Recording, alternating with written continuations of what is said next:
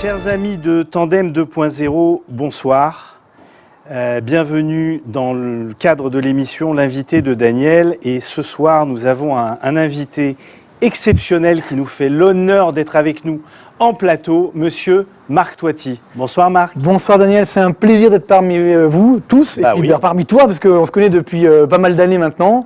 Et voilà, c'est un plaisir d'être avec toi. Écoute, c'est gentil. On a eu l'occasion d'échanger via Zoom dans le cadre de l'émission Le Laboratoire de l'après. Tout à fait. Et là maintenant, tu es chez nous, en plateau, Magnifique. en studio. Magnifique. Bravo d'ailleurs pour la technique. On se croirait presque à BFM, donc ça va venir, ça va venir. Et ouais, parce que vous le connaissez tous. Je vais vous le présenter rapidement parce que c'est aussi mon rôle de pouvoir introduire nos invités. Mais bon, Marc Toiti, économiste réputé, il écume tous les plateaux télé, titulaire d'un DEA de monnaie finance banque de l'université Paris 1 Panthéon-Sorbonne, s'il vous plaît. Ça ne nous rajeunit pas. Exact. En 1997, il devient directeur de la recherche économique et financière des groupes Banque Populaire et de Natixis. Oui. Voilà. Ouais. Tu as occupé ce poste jusqu'en 2007 Oui. pour créer ton cabinet qui s'appelle ACDEFI, aux commandes de l'économie et de la finance. C'est un cabinet de conseil économique et financier qui est complètement indépendant, qui est au service des entreprises, des professionnels et des particuliers. Et donc tu donnes des conférences partout en France. Et en Europe. Et en Europe. Et en Europe. Il écume bien sûr tous les plateaux télé pour distiller sa vision économique d'un monde en mouvement. Il sort des dogmes et des poncifs, relayés par la pensée unique. Ça en fait un interlocuteur de choc. C'est ça? J'ai résumé? Oui, c'est bien. J'ai résumé. Quand tu as dit il sort, j'avais cru qu'il sortait. En fait, non, je sors. Oui. Je suis en dehors de tout ça. En dehors de tout j'essaye, ça. en tout cas. En dehors de tout ça.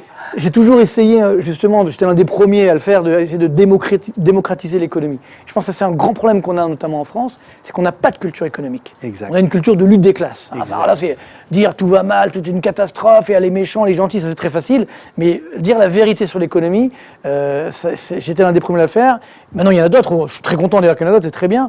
Et ça, je pense que c'est très important aujourd'hui de pouvoir dire, effectivement, la vérité économique. Alors, tu le fais oralement, tu le fais aussi au travers de tes écrits, puisque tu es l'auteur de plusieurs essais économiques, Le retour du plein emploi, une nouvelle révolution française en 2000, La politique saisie par l'économie en 2002, Crack Boom et Demain pour enfin comprendre la crise et l'économie mondiale en 2009, Quand la zone euro explosera, comment la France peut encore éviter le pire en 2012, Le dictionnaire terrifiant de la dette en 2013, Guérir la France, la thérapie de choc en 2014, La fin d'un monde en 2016 déjà, tu en parlais. Déjà, ouais. Un monde de bulles en 2018. D'ailleurs, dans ce livre-là, si je peux me permettre, c'est un truc incroyable, parce que j'ai écrit justement qu'il y avait un risque de pandémie, mais j'étais loin de penser qu'on allait malheureusement le connaître quelques années plus tard. Et le même côté visionnaire que Bill Gates, par exemple. Ah non, je n'irais pas jusque-là, mais bon. En 2018, un monde de bulles. Et enfin, le 2 septembre, tu nous sors ton dernier opus, Reset.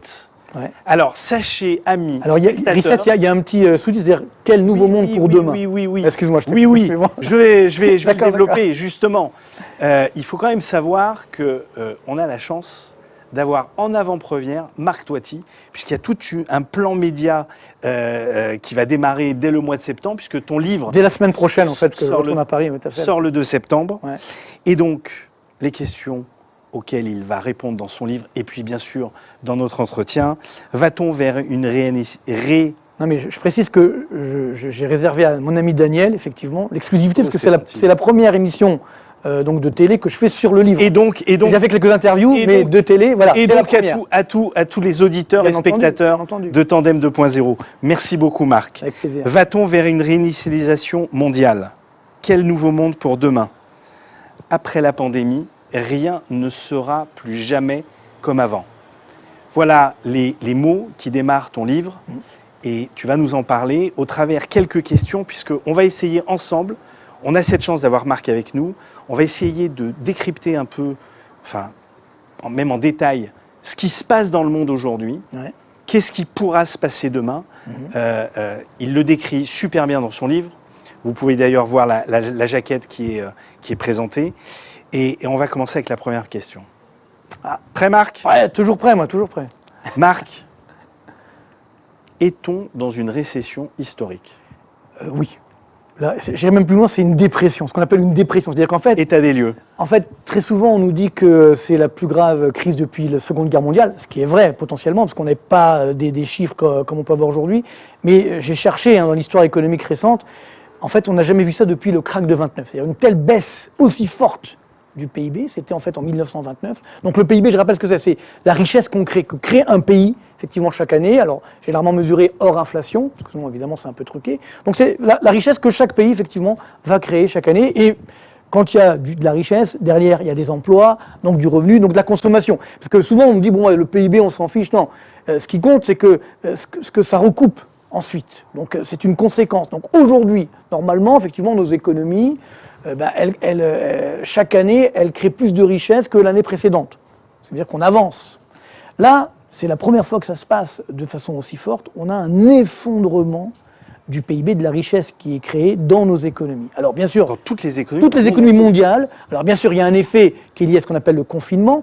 Mais là, justement, je vous ai ramené un premier tableau que je présente également dans le livre, qui voit effectivement l'évolution du PIB sur le premier semestre. Donc c'est intéressant parce que, donc ça c'est des chiffres officiels, parce que des fois on me dit d'où viennent vos chiffres.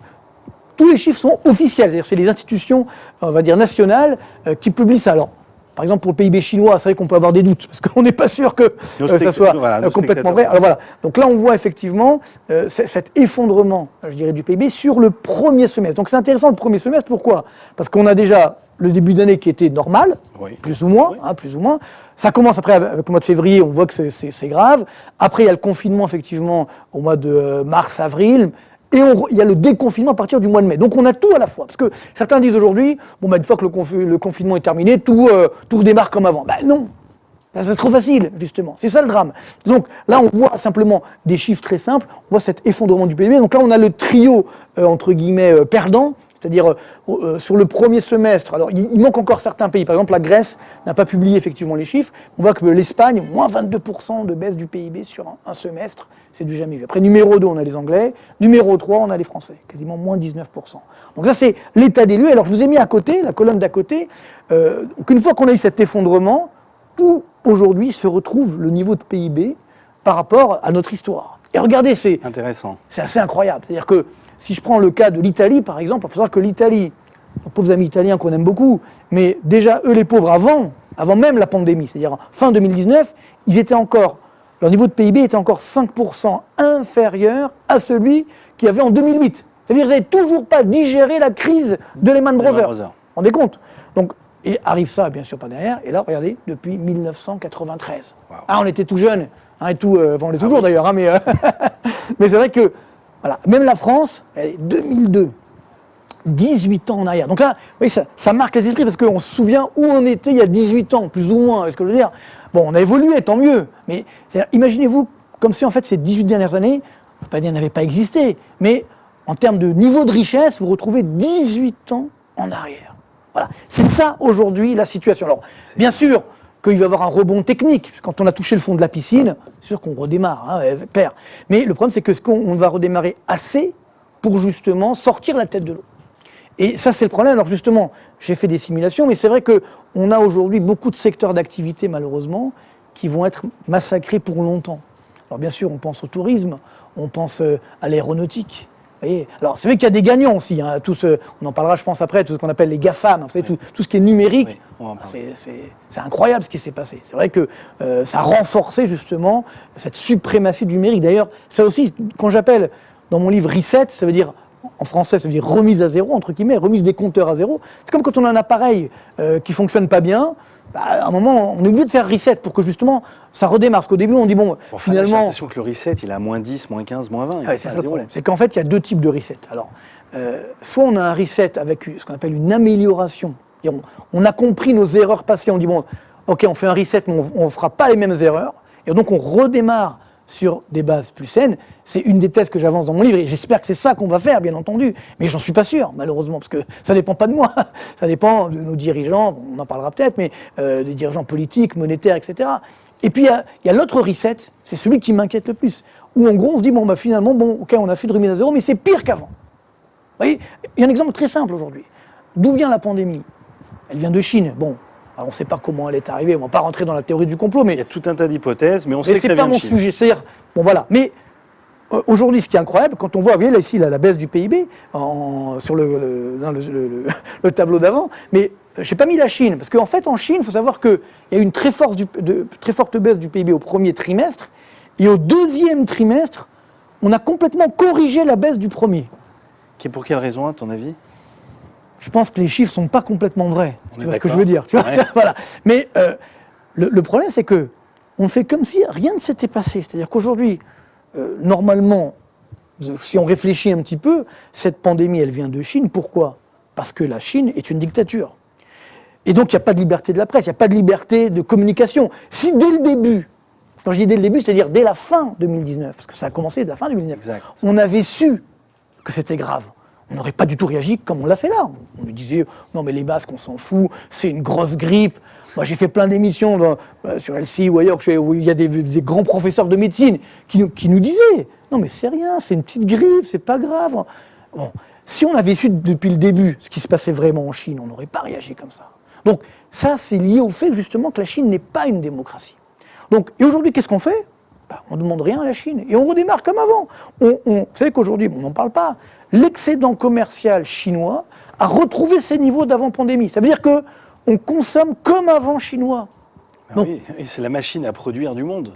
Oui, mais c'est ça le problème, c'est que à quoi ça sert? Alors, je veux bien que ça continue, parce que moi, il faut imposer à la Chine des normes sanitaires, des normes démocratiques. Oui. Mais qui a le poids suffisant aujourd'hui pour imposer ça à la Chine? Nos dirigeants. Oui. Nos dirigeants. Comment? Alors, c'est vrai que le problème, c'est qu'on a été un petit peu trop loin. C'est-à-dire qu'en fait, on s'est laissé faire. Et c'est vrai que, je dis toujours, les crises sont des révélateurs. C'est-à-dire, en fait, cette crise, c'est un révélateur de nos erreurs du passé. Et c'est vrai que, moi, je prends mon exemple personnel. Moi, début des années 2000, fin des années 90, début 2000, j'avais rencontré un des dirigeants d'une banque, la Bank of China en Chine, et qui m'avait dit depuis le début, alors c'était un ancien général, parce que là-bas dans les banques chinoises, oui, généralement les patrons c'est des anciens généraux, je ne sais pas pourquoi, mais bon. Et donc il m'avait dit très clairement, il dit, la Chine va redevenir la première puissance mondiale. Alors je dis, la Chine a toujours été la première puissance mondiale. Alors je regarde, je dis, vous êtes sûr? Il dit, oui, oui. Alors il y a eu quelques siècles de pause, c'est vrai, et maintenant on va reprendre notre place. Figurez-vous que c'est vrai. C'est-à-dire que la Chine, j'ai fait des recherches sur longue période, dans les années 1800, la Chine était la première puissance mondiale. C'est-à-dire en termes de PIB, justement, c'était à peu près 30% du PIB mondial. Après, avec Mao, ils sont tombés à 2% du PIB mondial, en 1980, alors qu'ils avaient déjà plus d'1 milliard d'habitants. Et là, ils sont en train de remonter à 20% du PIB mondial. Si vous isolez les différences de pouvoir d'achat, la première puissance mondiale aujourd'hui, ce ne sont pas les États-Unis, c'est la Chine, d'un point de vue économique. D'accord. Vous comprenez? Donc c'est vrai que, si tu veux, à partir de là, ils ont une volonté hégémonique incroyable. Et nous, on a fait semblant de ne pas le voir. Ça nous arrangeait bien, parce qu'on dit, bah oui, bah finalement, c'est pas cher, etc. Alors, donc ça nous arrangerait bien. Et donc, c'est ça le reset. Soit il y a un reset positif, soit il y a un reset négatif, on n'a rien compris, on continue les mêmes erreurs. Alors, on est dans ce reset, on sait qu'on rentre dans un nouveau monde. Ouais. Est-ce qu'il sera meilleur ou pire que l'ancien? Alors j'espère. Est-ce qu'on va vers une fin de la mondialisation? Est-ce qu'on va vers une relocalisation de l'appareil de production dans les différents pays? Quid de l'inflation? Qui vont être les gagnants et les perdants? Je parle là au niveau nation, pas au niveau industrie, mais au niveau nation. Alors là, ça c'est un peu les chapitres que tu énumères, oui, parce que j'ai envoyé bien entendu à Daniel. Et oui. Pas tout le livre en entier. Mais il faut le lire ce livre. Le 2 septembre, il sort. Même Amazon a décidé de le mettre en prévente dès le 20 août. Dès le 20 août, et il sera sur Bookelis aussi, qui est mon éditeur sur le site, en prévente. Mais bon, anyway, le vrai enjeu, c'est vrai que c'est un peu les chapitres, parce que c'est les questions qu'on doit se poser. Et c'est vrai qu'aujourd'hui, le risque, c'est qu'on se dit, bah oui, le coupable tout trouvé, on dit, bah oui, c'est la mondialisation. Bah oui, donc, il faut arrêter tout ça. Et on dit, bah oui, si on avait fermé les frontières, bah, le virus n'aurait pas circulé. Ça, c'est une erreur incroyable. En 1918... Si on avait été capable de fabriquer des masques tout de suite, des respirateurs tout de suite... Là, je suis plus d'accord. Des médicaments... Mais sur la fermeture des frontières, en 1918, donc, et la grippe espagnole, on dit entre 20 et 50 millions de morts, on ne sait pas les chiffres exactement. À l'époque, les frontières étaient fermées. C'était même la Première Guerre mondiale, donc c'est encore plus fermé. Vous voyez, et pourtant, le virus a circulé dans le monde entier. C'est ça. Le virus, il n'a pas de passeport. Et puis il y a eu une autre grippe en 67-68 aussi. Bien sûr, alors là on en a, dans les années, fin des années 50 je crois, mais on n'en a pas parlé là aussi. Mais exactement. Donc le problème, encore une fois, la mondialisation, il faut la contrôler. C'est-à-dire, comme on dit, il ne faut pas jeter le bébé avec l'eau du bain. C'est vrai que la mondialisation, il y a des erreurs, mais on peut effectivement l'améliorer. Et je vais vous donner un exemple très simple. Comme on parle aussi aujourd'hui beaucoup, comme tu l'as dit, de la décroissance. Alors ça, là, dans le livre, tu verras, mais je veux dire, enfin, vous le verrez, pour moi, ça c'est un vrai danger. Parce que bien sûr, il faut être écologique, il faut faire attention à la planète, il ne faut pas la détruire, je suis d'accord. Mais cette théorie de la décroissance, elle est extrêmement dangereuse. On vous dit, bah non, ça y est, il faut arrêter de croître, on a trop cru, etc. Bah non, ok, mais ça, à la rigueur, ça marche pour des pays riches. Mais des pays émergents, ou des pays pauvres, a fortiori, où vous allez leur dire, bah les gars, désolé, hein, bah, vous, c'est fini pour vous. Il fallait prendre le train d'avant, vous, c'est fini. C'est ça l'avenir du monde. C'est ça qu'on veut laisser à nos enfants. Et même pour un pays riche, s'il y a de la décroissance, qu'est-ce qui se passe ? Eh bien, il y a des destructions d'emplois. C'est ce qu'on est en train de vivre aujourd'hui. Bien sûr. Des faillites d'entreprises. Donc, destruction d'emplois, ça veut dire du chômage, donc de la misère sociale, même dans les pays riches. C'est ça qu'on veut. Donc, ce n'est pas la solution. Alors, c'est vrai que la Terre est ronde et qu'on ne peut pas faire de la croissance infinie dans un monde fini. Ça, c'est sûr, c'est une règle physique. Mais néanmoins, il y a une solution. Le seul moyen de faire de la croissance infinie ou durable dans un monde fini, c'est en optimisant l'existant au travers du progrès technologique. Ça, c'est un bon reset. On fait un reset, on va trouver justement aujourd'hui des nouvelles technologies de l'énergie, de l'agroalimentaire, du sanitaire. Vous voyez, bon, bien sûr, il y a le numérique, les nanotechnologies. Donc voilà. Des nouveaux métiers. Des nouveaux métiers. Alors bien sûr, il va falloir qu'on se bouge, nous aussi. C'est-à-dire que ce qu'on appelle la destruction créatrice. C'est-à-dire que si on reste les bras croisés en se disant je vais trouver un boulot tout de suite, non. Mais c'est comme ça, c'est l'histoire du monde. Il y a des anciens secteurs qui disparaissent, puis il y a des nouveaux qui apparaissent. Il faut que la main-d'œuvre s'adapte, bien entendu. Et ce qui est fou, par exemple, je vais en parler de la Chine encore une fois. Aujourd'hui, par exemple, quel est le pays qui investit le plus en R&D, c'est-à-dire en recherche-développement, dans les énergies renouvelables ? Le numéro 1 mondial. Bah, la Chine. Bravo. C'est quand même incroyable. C'est vrai. Et même en valeur absolue, quand on prend toute la R&D mondiale, numéro 1 États-Unis, numéro 2 Chine. C'est-à-dire que aujourd'hui, il y a encore beaucoup de citoyens du monde qui croient que la Chine, c'est des copieurs. Pas du tout. La Chine, aujourd'hui, elle innove. Donc, rendez-vous compte, si pendant des décennies... Ah oui, ils arrivent même à exporter des virus, vous vous rendez compte ? Ah bah exactement, ouais, ça c'est Made in China, effectivement. Mais quand la Chine a rire copié, on pouvait dire, bon voilà, c'était l'usine du monde, ok, nous on n'a plus envie de s'embêter à faire ça. Mais maintenant, elle s'est pas arrêtée là. C'était ça la grande erreur des pays, entre guillemets, développés. Et notamment la France. La France a fait une erreur stratégique incroyable quand elle a dit on va faire un pays sans usine. Ah ouais. Une erreur incroyable. Ce qu'ont n'ont pas fait nos amis allemands. Parce que, vous voyez, ils ont gardé leur industrie, leur puissance, bien sûr. Ils ont gardé l'industrie de pointe. Ouais. Effectivement, il y a des industries où on n'est plus compétitif, entre guillemets, ça sert à rien de les garder. Mais par contre, l'innovation, l'industrie de pointe, ça, il faut garder. Tu vois ? Donc c'est ça, je pense, la grande erreur qu'on a faite. Donc ne rééditons pas la même erreur. Pareil sur la mondialisation. Je vais vous donner un chiffre très simple que je donne dans le livre notamment, mais par exemple, dans les années 80, il n'y a pas très longtemps, à l'époque, on a ce qu'on appelle le seuil de pauvreté extrême. C'est-à-dire c'est $1 par jour. C'est pauvreté extrême. Eh bien, en 1980, dans les années 80, il y avait la moitié de la population mondiale qui vivait sous ce seuil. Énorme. La moitié de la population mondiale. C'est les chiffres de la Banque mondiale, c'est pas mes chiffres, c'est des chiffres très officiels. D'accord. Aujourd'hui, il y a une question. Donc le chiffre, la pauvreté extrême, le seuil a monté. On est à $1,9 par jour. Bon. Donc quand c'est $1, là c'est 1,9. Bon, c'est quand même pas beaucoup, mais bon. Il y a combien de personnes dans le monde qui vivent sous ce seuil aujourd'hui ? 8, avant la pandémie bien sûr. 8,5%. Ça c'est grâce à quoi ? C'est grâce à la mondialisation. Si on n'avait pas eu les transferts de technologie, les transferts financiers, vous croyez que les pays émergents auraient pu nous rattraper ? Ouais. Vous voyez ? Donc, si on arrête tout, si on arrête mondialisation, si on fait de la décroissance, ça va s'effondrer. Moi, je ne veux pas ça pour mes enfants, pour mes petits-enfants. Est-ce que toi aussi, je pense que... C'est-à-dire que nous, ce qu'on veut, c'est un monde qui avance, pas un monde qui recule. Alors, bien sûr qu'il faut des préoccupations écologiques, faut faire attention à la planète, c'est évident ça, mais au travers de l'innovation. Parce que nous, c'est souvent ce qu'on fait, notamment en France. On dit, bah, allez, hop, on va mettre une taxe et puis ça va s'arranger. Mais non, ça ne s'arrange pas, la taxe. Moyennant quoi, en France, on est numéro 1 mondial, effectivement, des impôts. C'est pas pour rien. Donc, voilà, c'est ça, en fait, ce reset, il doit être positif. Donc, c'est vrai que, bon, je ne vais pas tout dire, il y a dans le livre, sur les gagnants, par exemple, tout à l'heure, je parlais de la Chine, etc. On pourrait croire que le grand perdant, ça sera la Chine. Pour l'instant, ce n'est pas du tout le cas. Pour l'instant, le grand perdant, c'est notamment l'Europe. Alors justement, l'Europe, Ouais. c'est l'objet de ma troisième question. Est-ce que l'Europe est en voie d'explosion ?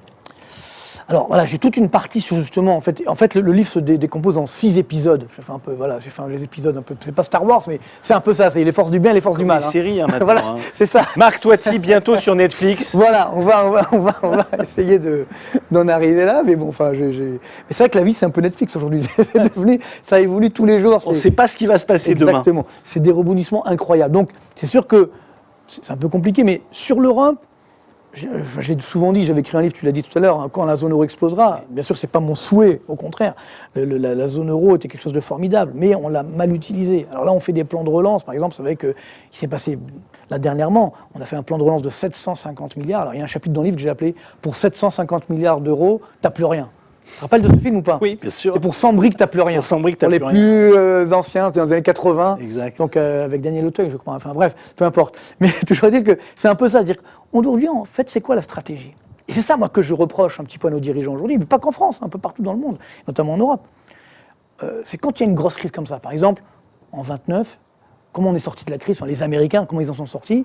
Ils ont fait ce qu'on appelle le New Deal de Roosevelt. Ouais. Et Roosevelt arrive au pouvoir et dit on va faire un New Deal. Ça veut dire on va faire bien sûr des dépenses publiques, mais pas n'importe comment, on va donner de l'argent aux gens comme ça n'importe comment. Non, on va avoir une stratégie sur l'innovation, sur à l'époque l'automobile, parce que c'était la révolution de l'époque, sur le social. Oui, bon, donc il y a une stratégie, pas on dilapide À l'argent la fin comme de ça. la Deuxième Guerre mondiale, il y a eu le plan Marshall également. Bravo, exactement. Il y a effectivement, et là, le plan Marshall, pareil. Il y avait une stratégie de développement international, de rattrapage, effectivement. À l'époque, il y avait aussi la reconstruction, donc évidemment, avec tous les dégâts de la guerre. Mais il y avait une stratégie. Le risque qu'on a aujourd'hui, c'est qu'on dilapide les milliards de dollars, Oui. mais il n'y a pas de stratégie. C'est-à-dire qu'en gros, on dit, bon, d'ailleurs, c'est vrai que ça peut paraître déroutant. On dit, bah, tu veux combien, là X milliards, machin. Mais le vrai enjeu, c'est que malheureusement, cet argent, il faut qu'il soit bien utilisé. Et donc, notamment, effectivement, dans l'innovation, dans le social, mais pas n'importe comment. Et ça, c'est vrai que c'est cette démarche. Donc, j'ai aussi un chapitre que j'explique justement sur la dépense publique. Sur les politiques économiques, Eh oui, exactement, les dépenses publiques, parce qu'on distribue aux particuliers, on distribue aux entreprises, il y a des plans de relance multiples, parce que tu parles du plan de relance à 750 milliards, mais il faut penser à tous les plans de relance, pays par pays, puisque même la France en a eu un. Donc, le rôle des banques centrales, et notamment alors, cette fameuse planche à billets, parce que on entend parler, on fabrique. Alors, nous, on est là, on se dit, mais finalement, ils en ont des milliards. Mais d'où ils viennent, ces milliards? Voilà. Qu'est-ce qui se passe? Exactement. J'ai fait un chapitre que j'ai intitulé « Valse des milliards ». Mais oui. Qui va payer? Mais oui, parce qu'à un moment, Eh oui, il y a une addition qui se présente. Bien sûr. Comment ça se Alors, passe? c'est très simple. En fait, tous ces milliards, ils viennent gonfler la dette publique notamment. Ouais. Le problème, c'est quoi? C'est que, justement, en temps normal, quand il n'y a pas de crise, par exemple, quand tout va bien, on doit baisser la dette publique. Ce qu'ont, par exemple, fait les Allemands, les Hollandais. Donc, ils ont baissé la dette publique. Donc, ce qui fait que quand il y a une vraie crise, on peut actionner la dette publique. Parce que, justement, comme le plan Marshall, on en a besoin. Le problème qu'on a, nous, notamment en France, c'est que même quand ça va bien, on fait quand même de la dette publique. On fait quand même des déficits publics. Tiens, petite question. Remonte quand le dernier excédent public en France?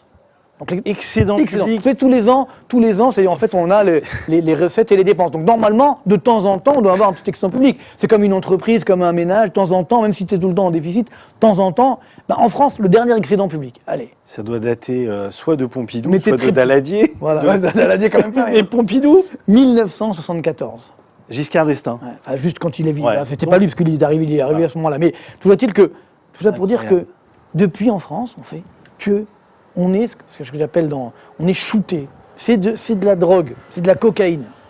Et ça, c'est extrêmement dangereux parce que jusqu'à présent, donc il y a plusieurs bulles que on va voir tout à l'heure, mais que je voulais évoquer. Mais c'est vrai que jusqu'à présent, quand on avait une dette publique qui augmentait, alors j'ai fait un graphique, peut-être qu'on peut le voir, c'est le dernier graphique. Bon, on le regardera après cela, mais le dernier graphique, pour voir quelque chose d'assez incroyable. Donc normalement, en temps normal. Voilà, bulle de la dette publique. Voilà. Parce qu'on reparlera des bulles après, mais... Ouais, mais ça c'est quand même, parce que c'est ta question, mais et après je vais parler de la planche à billets, parce que j'ai compris que tu voulais savoir ce que c'était. Ah bah oui. Je vais t'expliquer. Ça aussi, mais bon, je sais pas si on a le temps. Ouais, on a le temps, on peut y aller. Moi je suis là jusqu'à demain, si tu veux, il n'y a pas de problème. En fait, là on a, je dirais, en temps normal, quand la dette publique augmente, comme pour une entreprise, un ménage, on peut tout le monde comprendre. Si je m'endette de plus en plus, donc, ça fait que je deviens risqué, je deviens dangereux. Donc, on va me dire à ce moment-là, pour que je te prête encore, tu vas payer plus. enfin un taux d'intérêt plus élevé. Donc ça, c'est la situation normale. Et là, regardez ce graphique incroyable, ce qui est en train de se passer. Là, c'est la dette publique française, c'est la courbe rouge. Plus ça monte, plus le taux d'intérêt descend, Voilà. c'est C'est-à-dire, ça voilà. C'est-à-dire, en fait, et la courbe rouge, c'est la dette publique, la courbe bleue, c'est le taux d'intérêt que paye l'État français sur sa dette publique à 10 ans. La courbe bleue. Et donc, ça, c'est incroyable. C'est-à-dire que là, donc là, c'est au premier trimestre, c'est-à-dire avant le gros de la crise, parce que là, avec cette crise du Covid, malheureusement, on va avoir une dette publique française de 125% du PIB, en étant optimiste, en 2020. Donc là, c'est le premier trimestre, on est à 101 à peu près. Et malgré cette augmentation, les taux d'intérêt s'effondrent. Il y a encore pire, je n'ai pas mis le graphique, mais la Grèce. Je ne sais pas si tu te souviens de la crise grecque, parce qu'on a... Oui, bien sûr. Le crise grecque, bon, j'aime beaucoup les Grecs. Hein. Mais le problème, c'est quoi? C'est que quand il y a eu la crise grecque, donc la dette publique grecque est montée à 170% du PIB. Bon, donc excusez-moi l'expression, ils ont déconné. Ouais. On leur a dit, les gars, il faut arrêter ça. Donc les taux d'intérêt sont montés à 35% sur la dette grecque.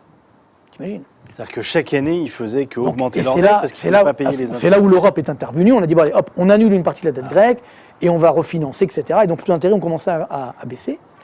Aujourd'hui, la dette grecque, elle est à combien? 200%. 200. Et elle va dépasser largement les 200% cette année. Et le taux d'intérêt, effectivement, grec, il est à combien? 1%. C'est fou. Un truc de fou. Alors, le taux d'intérêt français, il est dans le négatif. Le taux d'intérêt grec, il est à 1%. Ça veut dire que, parce que dans le livre aussi, j'ai mis des graphiques, justement, pour qu'on puisse visualiser. Mais c'est à dire que l'argent n'a plus de valeur? Alors voilà, c'est ça. C'est là où tu as la planche à billets. Parce qu'en fait, comment c'est possible ce truc-là? Parce que qui achète la dette publique? La Banque Centrale Européenne. C'est ça, la planche à billets. La planche à billets, c'est très simple. Alors, je vais essayer de faire le plus concret possible, mais en fait, c'est le processus de création monétaire. Normalement, quand on crée de la monnaie, parce que ça, on ne sait pas, on dit l'argent, on croit qu'elle tombe du ciel. Non. Normalement, la création monétaire, la création d'argent, comme on dit, de monnaie, elle doit correspondre à une création de richesse. Donc, normalement, pour que la Banque Centrale, parce que c'est la Banque Centrale d'un pays qui décide de la création monétaire, d'accord? Pour avoir le droit de créer ça, elle doit avoir au préalable ce qu'on appelle les contreparties de la masse monétaire. Ça veut dire qu'il y en a 3, ça peut être de l'or, ça peut être des devises qu'on appelle les réserves de change, ou ça peut être des titres d'État notamment. Donc pour qu'il y ait une correspondance, c'est le bilan de la Banque centrale, à l'actif il y a les contreparties, au passif il y a la monnaie. Pour faire simple, sans faire de la comptabilité extrême, un bilan est toujours à l'équilibre. Donc normalement, pour avoir ta création de monétaire, tu dois avoir la même chose en création de richesse réelle, si tu veux. Pourquoi ? Parce que si c'est pas le cas, si tu crées trop de monnaie, il se passe ce qui s'est passé en Allemagne dans les années 20, l'hyperinflation. C'est-à-dire tu crées trop d'argent, mais tu n'as pas la richesse en face. Donc à la fin... Ne me dis pas qu'on va se réveiller un matin et le billet de 100 €, il va valoir que 10 €. Attends, je n'ai pas encore dit ça. Comme on dit en anglais, chas shalom. Mais je n'ai pas encore dit ça. Mais ce que je veux dire par là, c'est que tu as aujourd'hui cette situation où la planche à billets, c'est quoi? C'est qu'en fait, tu n'as pas de contrepartie de la masse monétaire. Et malgré ça, la Banque centrale, ça peut être la Réserve fédérale américaine, la Banque centrale européenne, la Banque du Japon, la Banque d'Angleterre, elles font toutes la même chose. Elles prennent cet argent-là, donc elles créent artificiellement, ex nihilo, cet argent, et automatiquement, elles financent le déficit public. Automatiquement. Donc c'est pourquoi les taux d'intérêt sont si bas, parce que, en fait, l'État, il ne va même pas chercher des investisseurs. Ah oui, c'est la Banque centrale qui achète direct. Ah oui. Donc là, tu as un phénomène incroyable, et ce n'est pas des petites sommes. Hein. C'est-à-dire que aux États-Unis, avant même la pandémie, parce que c'est juste sur la crise d'avant, on avait une planche à billets de 4 000 milliards de dollars. Dans la zone euro, 3 000 milliards d'euros. Et là, cette année, on va faire minimum 1 000 milliards chacun, les États-Unis, nous aussi. Donc, ça veut dire quoi cet argent? Ça veut dire que le danger, c'est qu'un jour, comme tu l'as bien dit, cet argent risque de ne pas valoir grand-chose. Alors, en fait, il y a deux façons. Soit l'inflation augmente, c'est peu probable, mais elle va quand même augmenter, il va y avoir un petit peu effectivement d'inflation. Soit toutes les bulles, c'était mon livre il y a 2 ans, c'est-à-dire effectivement, d'ailleurs c'est un peu la suite, ce livre-là c'est un peu la suite d'un monde de bulles, parce que ce monde de bulles, il y en avait tellement partout qu'on a fait reset. Bah oui. Tu comprends? C'est-à-dire, comme un appareil qui ne marche plus, au moment où tu fais reset, ben non, c'est ce qu'on a fait, sauf que les bulles se sont reformées. Et c'est là où les banques centrales, elles jouent Parce qu'elles un jeu. alimentent ça. Voilà. Parce qu'effectivement, là, on voit repartir une bulle sur les marchés financiers. C'est exactement ça. En fait, aujourd'hui, et c'est ça c'est très dangereux. Les banques centrales, aujourd'hui, elles, entre guillemets, je ne veux pas jouer mon Mélenchon, mais je dis quand même la vérité, les banques centrales, elles préfèrent les marchés que l'économie réelle. Ça, c'est pas normal. Ça, c'est pas normal. Je vous ai mis un autre graphique là, que l'on voit là, où justement, là, on voit la corrélation entre la croissance mondiale, c'est la courbe rouge. Donc là, on voit l'effondrement de la croissance mondiale cette année, ça va faire du moins 5% à peu près en moyenne annuelle. Et la courbe bleue, c'est le Dow Jones. Normalement, vous voyez, je vous ai mis les dernières crises. Chaque fois qu'on a eu une crise, il y a eu un krach boursier. Là, on a eu un petit krach boursier, méchant quand même, ça s'est effondré, moins 38% en quelques jours. Et puis hop, c'est reparti, ça a redémarré comme en 40. Ça, c'est très dangereux. Et c'est là où les banques centrales, elles ne jouent pas leur rôle. Et donc ça, il faudra le payer tôt ou tard. Mais qui va payer alors? À ton avis? Ah oui, d'accord. Et c'est nous qui allons payer. Donc les impôts, les taxes. Soit les impôts, soit l'inflation. Saisie sur les comptes. Ah ouais, alors ça j'en parle parce que j'espère que ça n'arrivera pas, mais il faut savoir que ça existe. Mais déjà, ça existe. On l'a déjà fait à Les Chypre. taux d'intérêt négatifs, ça existe. Ah oui, ça on perd de Il y a l'argent. taux d'intérêt Ah ouais. négatifs. Et puis Tout à fait. tous les Mais- patrimoines au-dessus de temps, je ne sais Alors- plus combien c'était à Chypre. Non, mais à Chypre, en gros, en fait, ce qu'on a fait, c'est que tout ce qui était au-dessus de 100 000 euros, Voilà. même un peu moins parfois, ça a disparu. Ça a disparu. Ah carrément, c'était même pas un pourcentage. On appelle en anglais un write-off. C'est-à-dire, hop, on barre. Tu vois. Donc, extrêmement dangereux. Ça, c'est du vrai anglais, ce que j'ai dit là. Waouh. Voilà. Mais non. C'est important ce mais qu'il n'ayez dit pas le peur. monsieur. Non, mais je dis pas que ça va nous arriver. Je dis pas que ça va nous arriver. Mais ça peut nous arriver. Mais c'est écrit, comme on dit. C'est-à-dire qu'en fait, c'est une recommandation du FMI. C'est pas moi qui le dis, c'est le FMI. Mais c'est Tu très fais pas sérieux. ton Mélenchon, mais il en rêve Mélenchon. Ah ouais, mais ils arrêtent. Oui. Mais le pire, je vais te dire, je vais aller jusqu'au bout du raisonnement. Parce qu'en gros, admettons que tu prennes cet argent. Admettons, parce qu'aujourd'hui on dit, oh les Français sont riches, etc. Bon, ok, tu prends leur patrimoine, une partie. Mais si à la rigueur ça marche, si à la rigueur tu prends cet argent et que l'économie française elle redémarre, tu as une croissance forte, tu as le chômage qui tombe à 3%, tu te dis, ok, pourquoi pas. Mais c'est ce qu'on fait depuis des années, d'augmenter les dépenses publiques. Et ça ne marche pas. Bien sûr que ça marche. Donc on va spolier, encore une fois, j'espère qu'on ne va pas le faire, mais on risque de spolier les gens pour, derrière, pas grand-chose. Tu vois, c'est ça qui est dangereux, c'est que nos dirigeants, justement, ils ne sont pas assez dans la réalité économique. Tu comprends? La réalité des entreprises, des particuliers. Donc c'est ça. Le reset, quand tu appuies sur le bouton reset de n'importe quel appareil, Ouais, c'est clair. après, généralement, ton appareil, il marche. Le problème, c'est si jamais, effectivement, il ne fonctionne pas, ou il fonctionne encore pire qu'avant. Tu vois. Donc ça, c'est effectivement, malheureusement, je pense... Mais là, j'en reviens sur ton schéma, là, sur la bulle boursière, puisque dans ton livre, tu parles des différentes bulles, qu'elles soient immobilières, boursières, les taux d'intérêt, donc les bulles des crédits, le bitcoin aussi, tu en parles. Ouais. Mais là, c'est reparti. La bourse, c'est reparti. Ben oui, mais donc, on est reparti sur une bulle. Mais alors, qu'est-ce qui se passe quand l'économie virtuelle et l'économie réelle s'écartent? Parce que c'est exactement ce qui se passe. En fait, le problème des bulles, c'est que plus tu attends avant qu'elle saute, qu'elle explose, plus ça fait mal. 29, c'est ça, c'est une bulle qui... Donc là, ça va faire très mal. Là, la différence, c'est que, heureusement, on n'a pas fait la même erreur qu'en 29, parce qu'en 29, il faut savoir ce qu'on a fait. Justement, on n'a rien fait en 29. Donc, on a laissé les bulles éclater, mais on a laissé les gens... malheureusement, s'effondrer, des faillites, enfin bref, c'était horrible. Là, heureusement, on n'a pas fait. Mais là, le problème, c'est que ce n'est pas les marchés qu'on doit, entre guillemets, préserver. C'est l'économie réelle. Je me mets à la place de quelqu'un qui, malheureusement, peut-être c'est déjà le cas, ou va arriver au chômage, et qui voit la bourse flamber, il a envie... Tu comprends? C'est là, tu fais des voix à Mélenchon, là, tu vois, tu comprends? Ou à je sais pas qui.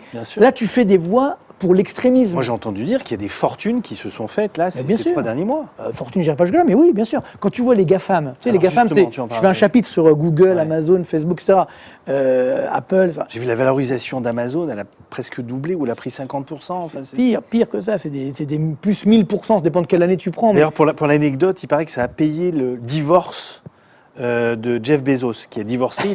Il a dû donner à sa femme la moitié de la valorisation d'Amazon avant la crise. Ouais, ben, oui. Et de ce que j'ai vu, il a récupéré... Ah bah oui, ça fait plus 100% après. C'est incroyable. Non, mais c'est des chiffres qui n'ont pas de sens. Parce que, là aussi, et j'appelle de mes vœux de mon livre, j'aime beaucoup les GAFAM, mais quand même, tu peux pas aujourd'hui, c'est très dangereux ça, parce que tu as une solution, tu as une situation de ce qu'on appelle de monopole. De monopole, et en plus on ne peut pas les taxer, puisqu'ils se mettent dans les paradis fiscaux. Fiscaux. Non mais justement, c'est là où les États doivent intervenir. Là, c'est un gros boulot. Le reset, c'est Mais ça l'Europe aussi. a essayé d'intervenir, Non, elle s'est pris une pas claque. l'Europe. Il faut que ça soit les États-Unis, l'Europe, le Japon. C'est une décision qui soit concertée. Tu comprends? C'est-à-dire que, pareil pour le Bitcoin. Alors, il y en a qui me disent, ouais, mais le Bitcoin, c'est super. Ok, faites ce que vous voulez. Mais moi, C'est le casino, hein, le Bitcoin. mais c'est-à-dire, c'est mon rôle d'économiste. C'est-à-dire, moi, souvent, on me dit tous les jours, il n'y a pas un truc, je peux gagner 100%, mais sans risque. Mais non, ça n'existe pas.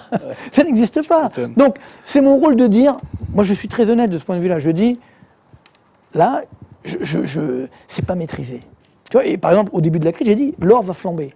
L'or est monté à 2000 $ l'once. J'ai dit, oulala, ça commence à devenir un peu cher. Tu vois, donc, bon, sauf si c'est la fin du monde, à ce moment-là, bon, ben, on s'en fout, mais à la rigueur. Mais voilà, ça c'est, encore une fois, il faut du bon sens. Il faut toujours garder du bon sens en économie. Parce que l'économie, c'est pas une Là, science ça part dans mathématique. tous les sens, là. Ben, c'est ça le problème. Comment on a tous perdu nos repères. C'est ça le problème. C'est-à-dire qu'on est sur des sables mouvants. Il faut qu'on retrouve justement ces repères. Et c'est ça ça sert à ça les dirigeants politiques ou monétaires. Tu comprends? Et moi je pense qu'aujourd'hui le grand problème qu'on a, je ne veux pas être méchant avec personne, mais ce qui m'a crainte, c'est que, à part peut-être Merkel en Allemagne, peut-être quelques autres ici ou là, j'ai peur que les dirigeants aujourd'hui, je parle des très grands pays qui donnent le là au monde, ils ne soient pas à la hauteur de la situation. C'est-à-dire que le danger, c'est quoi? C'est ce qui s'est passé après justement le krach de 29. C'est que chacun va faire un repli sur soi. Tu vois, et là, à ce moment-là, tu n'as plus de défense. C'est-à-dire ça peut très mal se terminer. Je ne vais pas dire que je vais anticiper une guerre ou quoi que ce soit, mais à partir de là, ça peut être extrêmement dangereux. Donc, il faut retrouver le bon sens, revenir vers des niveaux plus normaux. Il faut bien sûr taxer les GAFAM intelligemment. Il faut peut-être même... Vous savez, aux États-Unis, tu as une loi qu'on appelle la loi antitrust. Là aussi, tu n'as pas le droit. Aujourd'hui, des boîtes comme Google, Amazon ou Apple, c'est devenu... Tu vois, la valorisation boursière aujourd'hui des 5 GAFAM, c'est 300 milliards, ça dépend des jours, mais bon, c'est à peu près 300 milliards de plus que le PIB allemand et français réunis. C'est fou. Tu te rends compte la folie? Apple, la valorisation boursière d'Apple, ça vaut tout le CAC 40. 40 boîtes du CAC 40, une entreprise. Alors même si elle est superbe, on a tous un iPhone, ce que tu veux, ok, pas tous d'ailleurs, mais bon, beaucoup. Mais tu vois, à un moment, il faut dire stop. On a atteint des comprends? niveaux. Donc voilà. Donc c'est ça. J'espère qu'on va faire effectivement les bons choix. Moi, je suis optimiste. C'est-à-dire, malgré tout, ça reste un livre optimiste.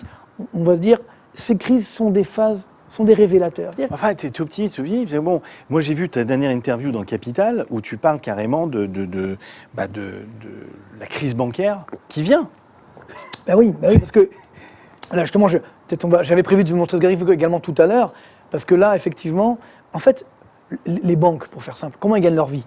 Avec, on va dire, les marchés un petit peu. Bon, là, regarde, ça Là, va. beaucoup, là, en ce moment. Hein. Ouais, mais bon, si elles ont vendu, je dirais, au mauvais moment, tu vois ce que je veux dire, c'est pas forcément ou si elles ont acheté juste avant la crise, elles ont pris une grosse paume, tu vois. D'après ce que j'ai entendu, il y a certaines banques qui ont fait fonctionner leur salle de marché à plein régime. Oui, mais il y a quand même beaucoup de banques. J'en parle dans le livre, justement, je fais un petit peu, notamment en France Société Générale, qui a fait plus d'1 milliard de pertes, parce que je veux dire, juste au deuxième trimestre. C'est des gros montants, tu comprends? Donc 1 milliard, c'est pas rien. Alors, donc il y a des banques qui sont aujourd'hui au bord, je peux pas dire de la faillite, mais qui sont en situation très compliquée. Alors je ne crois pas à une faillite d'une grande banque française. Au pire, la BNP Paribas rachètera la Société Générale, tu vois. Bon. Mais c'est vrai que il y a des banques aujourd'hui, je ne parle pas des banques italiennes. Tu sais comment tu as de créances douteuses dans les banques italiennes? Avant le Covid, 300 milliards d'euros de créances douteuses. Ça veut dire des créances, tu ne sais pas trop si tu vas les récupérer. Les banques italiennes, alors imagine après, tu vois. C'est la zone euro. C'est les subprimes, ils nous refont les subprimes. Ah oui, non mais... Et puis ensuite, ce qu'on a vu tout à l'heure, tu as effectivement les taux d'intérêt. Comme ça, c'est ce qu'on appelle le métier de transformation. Quand les taux d'intérêt à long terme sont inférieurs aux taux d'intérêt à court terme, ce qui est le cas aujourd'hui, les banques ne gagnent pas leur vie. Ah non. Tu comprends? Elles perdent de l'argent. C'est le fait même de fonctionner, elles perdent de l'argent. Du coup, elles augmentent les frais des petits clients. Ça, malheureusement, elles ont bien que quelqu'un paye. Hein. Ouais, mais ça ne peut pas tenir. Une banque, c'est le poumon d'une économie. Tu comprends? Les banques, je sais qu'elles ont mauvaise presse, mais les banques, normalement, il y en a certaines qui font du sale boulot, mais globalement, c'est le poumon de l'économie. Si elles sont comme ça, exemples, comme on dit, comment tu veux qu'elles financent? Et il y a un dernier point qu'on oublie souvent. C'est ça le vrai danger, c'est que comment tu fais du business pour les banques ou pour tout le monde? C'est avec la croissance. Donc là, je vous ai fait un petit scénario, parce qu'effectivement, là, c'est la France. Donc là, on voit la courbe bleue, c'est effectivement la baisse du PIB français, bon, 19% au premier semestre, et après, on voit les scénarios de redémarrage. Donc je vous rappelle qu'on est en 2020, et que là, on a 3 scénarios, 2023, 2025, 2030. Voilà, en fait, j'ai fait une simulation. Alors, Projection, on va dire, optimiste, c'est la courbe orange, c'est ma prévision. C'est-à-dire que je dis, voilà, qu'en fait, avec la fin du confinement, en espérant... Optimiste ou réaliste? On va dire, je vais dire optimiste, parce que je crois que la réaliste, c'est la pessimiste, malheureusement. Mais bon, admettons. Donc je dis qu'avec la fin du confinement, en espérant qu'il n'y aura pas de reconfinement au second semestre, Oui. on va avoir un rebond de 12% du PIB français. Moins 18, moins 19, plus 12. Très optimiste. Et après, je dis qu'on va retrouver une croissance annuelle moyenne chaque année de 2,5%. Alors qu'on a fait, sur les 10 dernières années en France, 1% de croissance par an. Ouais. Donc, tu vois, c'est très optimiste. Et donc, ce scénario optimiste, on retrouve le niveau de PIB d'avant la crise, regardez bien, c'est la courbe orange, en 2025. Waouh. T'as compris? Alors, j'ai dit, bon, peut-être je suis pas assez optimiste. Alors, j'ai très, très optimiste. Je veux dire, on va faire comme les Chinois. On va peut-être pas truquer les chiffres, je sais pas, mais on va dire, après la baisse du PIB, on va faire, donc moins 18, moins 19, on fait plus 17. Allez, soyons fous. Et après, on fait 2,5. Très, très, très optimiste. Et même ça, on retrouve le niveau de PIB en 2023. Mais bon, 2023, ça reste acceptable quand même. Ça reste ouais. Et tu as la dernière hypothèse, tu veux, qui à mon avis, elle est pessimiste, mais elle est peut-être la plus réaliste. Tu fais quand même, je dis quand même, on fait plus 12% après, quand même. Plus 12%. Ouais, parce que c'est un élément technique, si tu veux, le fond de la piscine, tu vois. Donc c'est un rebond technique. Il y a beaucoup d'acteurs qui On sont est d'accord que arrêtés. c'est sans révolution sociale, sans gilets jaunes, sans... Alors, non, parce que t'as raison, on t'as va raison avoir de une me rappeler. rentrée, a J'ai priori, de ce que j'ai entendu, un peu chaude. J'ai fait un chapitre sur ça, où justement, je hurle, entre guillemets, par écrit, où je dis, c'est quand même pas normal. On vient de vivre la récession la plus grave depuis 29, et nous, on pense à faire des manifs, des machins, tout ça. Ouais. C'est un truc de fou. Ça fait peur quand même, tu vois. Et donc, si justement, mais il y a un rebond de 12%, c'est-à-dire qu'il n'y a pas tout ça, et qu'après on fait une croissance normale, on va dire de 1,5% par an, tu vois qu'on retrouve le niveau de PIB d'avant-crise en 2030. Mais c'est énorme. Voilà, t'as compris? Voilà. Donc, le seul moyen d'éviter tout ça, c'est qu'on ait des révolutions technologiques. 10 ans pour retrouver le niveau moyen dans lequel on était l'année dernière, vous vous rendez compte? Ouais, mais n'oublie pas que ça, c'est la France. L'Italie, les pauvres chéris. C'est pire. Ben oui, parce que eux, leur niveau de PIB aujourd'hui, c'est celui de 1993. Waouh.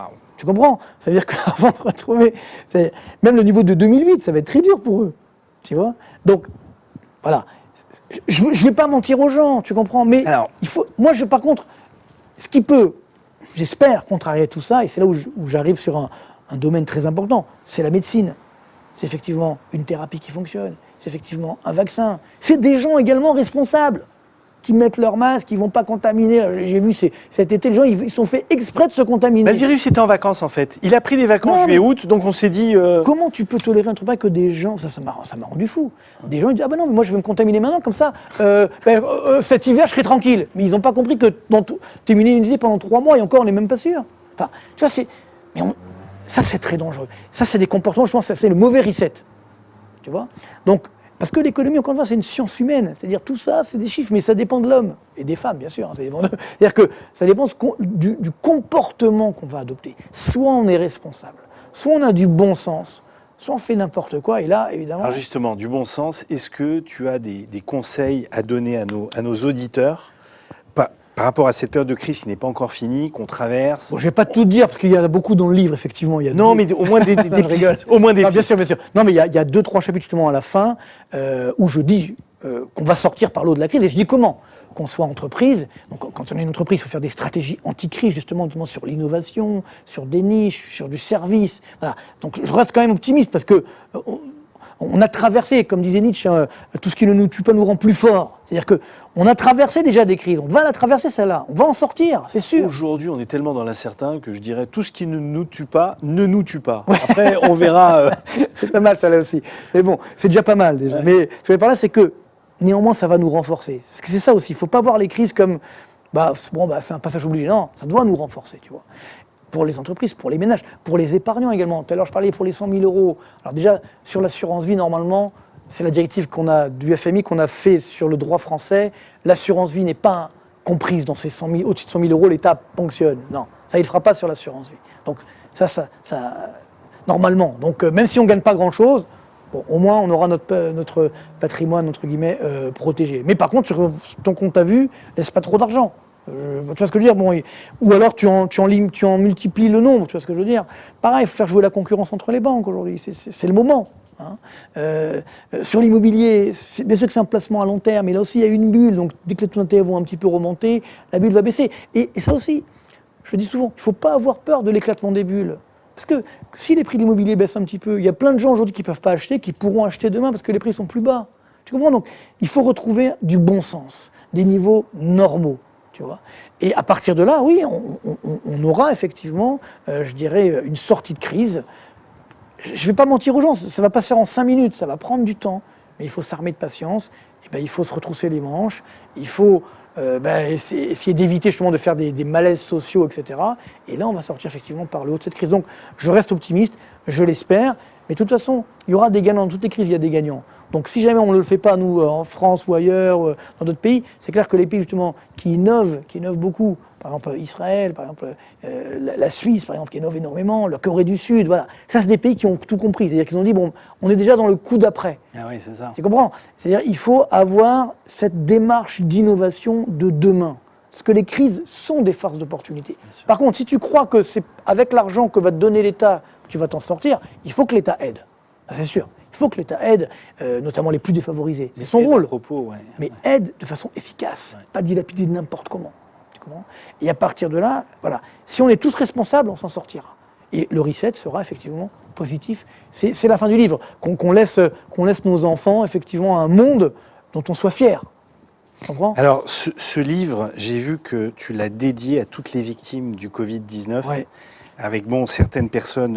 Oui, parce que malheureusement, j'ai perdu des gens proches, des cousins, des amis. Et donc, je me suis dit, parce que c'est vrai que j'ai fait quelques télés, etc. Et des gens, parce qu'ils m'envoient des mails, etc., ils me disent, oui, mais on voit que vous ne connaissez pas le Covid, etc. Malheureusement, déjà, on est tous confrontés à ça. Et malheureusement, j'ai eu des gens proches qui ont disparu. Donc, c'est pour ça que j'ai voulu le dédier, pour bien prendre conscience que c'est pas, justement... Cette crise, elle est dramatique, mais encore une fois, on va effectivement s'en sortir. Et c'est vrai que si on avait pris depuis le début l'ampleur des dégâts potentiels, on aurait réagi différemment. Alors c'est peut-être qu'en France, il n'y avait pas assez de masques, il n'y avait pas de machin, ok. Mais comme quand Montebourg disait, oui, la France, les morts en France, c'est à cause de l'austérité. Arrêtez de déconner quand même, excusez-moi l'expression, mais l'austérité, il n'y a pas eu d'austérité en France. C'est l'un des rares pays au monde qui a augmenté la dépense publique. Donc il n'y a pas eu d'austérité. Et le pire, c'est que qui a décidé de supprimer les masques en France? C'était le gouvernement Hollande avec Montebourg qui était au gouvernement. Là, la malhonnêteté, c'est incroyable. Tu comprends? Donc là, la dépense publique, c'est pas parce qu'on donne de l'argent public que ça y est, t'as gagné. Non, la dépense publique, elle doit être bien allouée. Tu vois? Mais donc c'est pareil. Les dirigeants, si on avait vu depuis le début, on avait dit la vérité. Moi, je me souviens, au tout début de la pandémie, j'avais dit, voilà, ça va coûter quelques points de croissance, quelques dizaines de points de croissance au niveau mondial. Alors, à l'époque, c'était que la Chine, tu vois. On rionnait, on me dit, mais non, arrêtez vos conneries, ça va. Et voilà. Tu vois, on en est aujourd'hui. Il ne faut pas prendre les choses à la légère. Il ne faut pas paniquer, hein, mais il faut être sérieux. Voilà. Ça, je pense que c'est ce qu'on demande à nos dirigeants, d'être sérieux. Pas de faire du marketing pour être réélu, etc. D'être sérieux. Pour la France, tu sens une rentrée difficile? Bah oui, je ne vais pas te mentir, la rentrée, a fortiori, si on a tous ces mouvements que je vois qui réapparaissent, etc. Bien sûr, il faut lutter contre le racisme. C'est important tout ça. Mais bon, là on est dans une crise, on l'a vu dans les graphiques, hein. C'est un truc historique. Donc, si on rajoute sur ce truc historique quelque chose de négatif encore, comment ça va se terminer?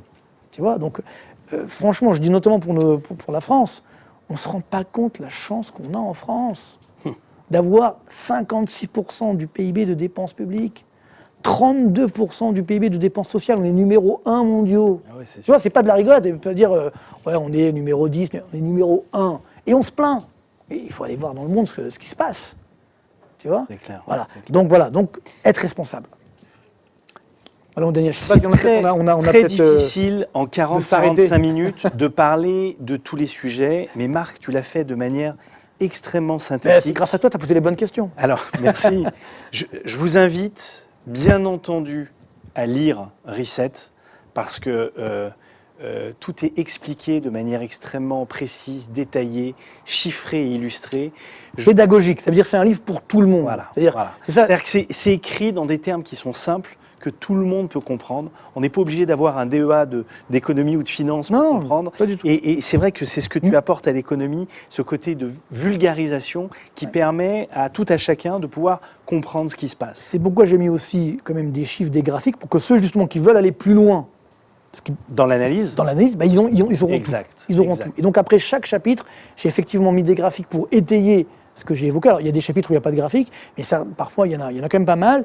Et je pense que c'est important, ce qu'on a vu là, pour visualiser. C'est ça. Parce que c'est pas un discours d'économiste, parce que je pourrais dire ce que je veux là.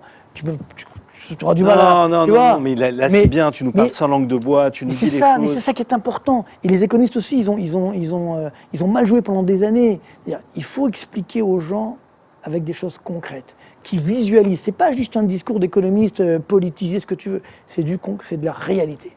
Et alors, Reset, donc le livre, je le redis, mais également, moi j'y suis abonné, Marc Toiti, il a une chaîne YouTube, et toutes les semaines, tu postes une vidéo d'actualité. Et c'est vrai que ça permet de suivre ce qui se passe sur des petites émissions de 10, 12, 15 minutes maximum, et d'avoir sur des sujets précis une explication actualisée. Donc, chaîne YouTube... Tu vois, ça c'est une conséquence du confinement. Oui, bien sûr. C'est-à-dire, je me suis dit, qu'est-ce que je pourrais faire?